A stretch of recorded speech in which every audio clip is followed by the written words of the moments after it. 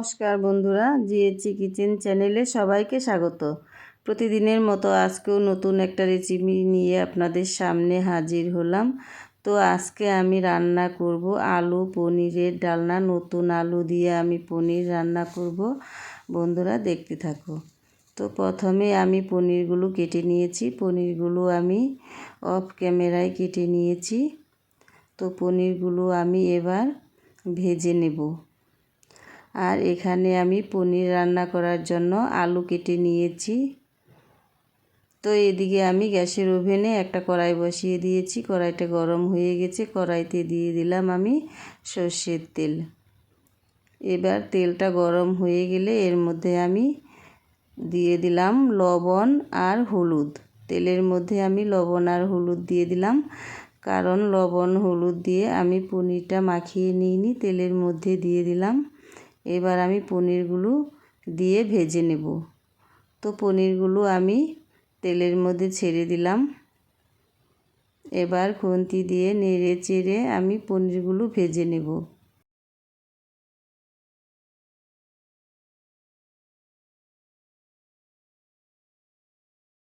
পনিরগুলো আমি হালকা করে ভেজে নেব, খুব একটা কড়া করে ভাজবো না। তো এক পাশ ভাজা হয়ে গেছে। এবার আস্তে আস্তে করে খুন্তির সাহায্যে উল্টিয়ে দিচ্ছি।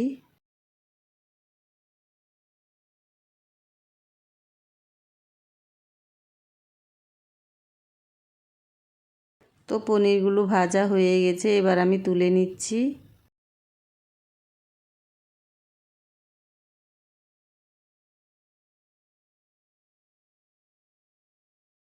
তো পনিরগুলো তুলে ফিরে আসলাম বন্ধুরা। সবগুলো পনির আমার ভাজা হয়ে গেছে। এবার আমি পনিরের মধ্যে দিয়ে দেব দুধ। গরুর দুধ আমি পনিরের মধ্যে দিয়ে দিলাম, একটু ভিজিয়ে রাখবো।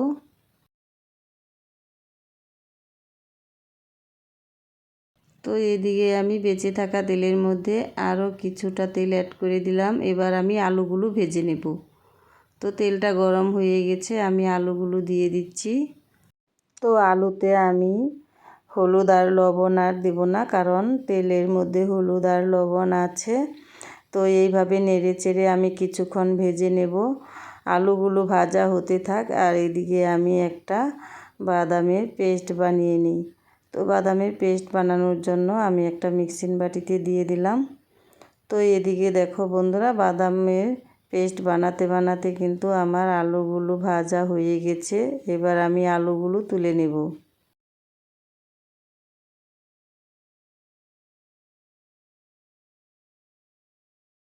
তো আলুগুলো তুলে নিয়েছি। এবার বেঁচে থাকা তেলের মধ্যে আমি দিয়ে দিলাম গোটা জিরে। জিরেটা লাল লাল হলে এর মধ্যে আমি দিয়ে দিলাম লঙ্কা বাটা 2 চামচ। 2 চামচ জিরে বাটা দিয়ে দিলাম। তারপর দিয়ে দিলাম লবণ স্বাদ মতো। তারপর দিয়ে দিলাম হলুদের গুঁড়ো। এবার সব কিছু দিয়ে মশলাটাকে খুব ভালোভাবে কষিয়ে নেব।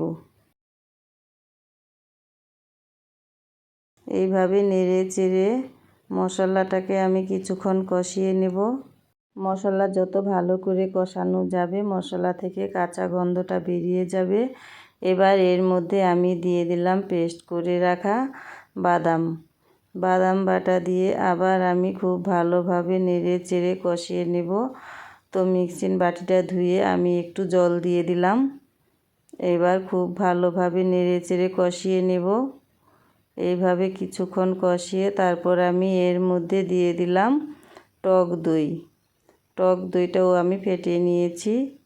এবার খুব ভালোভাবে নেড়ে চেড়ে মিশিয়ে নেব। এইভাবে নেড়ে চেড়ে কিছুক্ষণ কষিয়ে তারপর আমি এর মধ্যে দিয়ে দেব ভেজে রাখা আলু। তো দেখো বন্ধুরা, খুব ভালোভাবে কষানো হয়ে গেছে। এবার আমি ভেজে রাখা আলুগুলো দিয়ে দিলাম। এবার আলুগুলো দিয়ে ভালো করে নেড়ে চেড়ে মিশিয়ে আরও কিছুক্ষণ কষিয়ে নেব।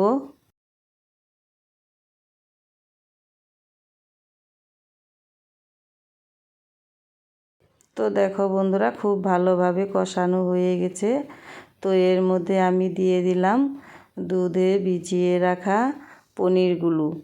ভেজে দুধে ভিজিয়ে রেখেছিলাম। এবার আমি পনিরগুলো দিয়ে দিলাম। তো আমি অল্প করে জল দিয়ে দিলাম। পনিরে যেহেতু দুধ দিয়েছি আমি অল্প করে জল দিয়ে দিলাম। এবার একটু ভালো করে নেড়ে চেড়ে মিশিয়ে দেব। তারপর আমি কিছুক্ষণ রান্না করে নেব। তো বন্ধুরা, এইভাবে পনির রান্না করে খেয়ে দেখবে, ভীষণ ভালো লাগে খেতে, সুস্বাদু লাগে। পনির তো অনেকেই অনেকভাবে রান্না করে খেয়েছেন, একবার এইভাবে রান্না করে খেয়ে দেখবেন, খুবই ভালো লাগে। এটা ভাত, পরোটা, রুটির সাথে খেতে ভীষণ ভালো লাগে। তো বন্ধুরা, আমার পনির কিন্তু প্রায় রেডি হয়ে এসেছে। এবার আমি এর মধ্যে দিয়ে দিলাম ঘি দিয়ে এবার একটু নেড়ে চেড়ে মিশিয়ে দেব। তারপর এর মধ্যে দিয়ে দিলাম গরম মশলা দিয়েও একটু নেড়ে চেড়ে ভালো করে মিশিয়ে নেব। তারপর আমি আরও কিছুক্ষণ রান্না করে নেব। এইভাবে নেড়ে চেড়ে কিছুক্ষণ রান্না করে তারপর আমি নামিয়ে নেব। তো বন্ধুরা, আমার পনিরটা কিন্তু রেডি হয়ে গেছে। এবার আমি নামিয়ে নেব। তো কেমন হয়েছে বলবে। তো দেখো বন্ধুরা, আমার পনিরের রেসিপিটা কেমন হয়েছে তোমরা বলবে। আর আমার রেসিপিটা যদি ভালো লেগে থাকে তবে লাইক, কমেন্ট, শেয়ার করে দিবে। আজকের মতো এ পর্যন্তই। দেখা হচ্ছে অন্য কোনো রেসিপিতে। ততক্ষণের জন্য সবাইকে টাটা।